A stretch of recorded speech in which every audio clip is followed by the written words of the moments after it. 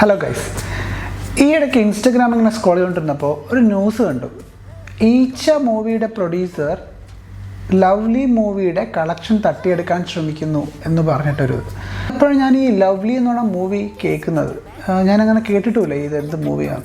OTT lovely movie ഇറങ്ങിയപ്പോൾ എനിക്ക് notification വന്നു. നോക്കിയപ്പോൾ നമ്മുടെ ഈച്ച മൂവിയുടെ സെയിം അതുപോലത്തെ ഒരു ലോഗോ പോസ്റ്ററൊക്കെ ആയിട്ട്.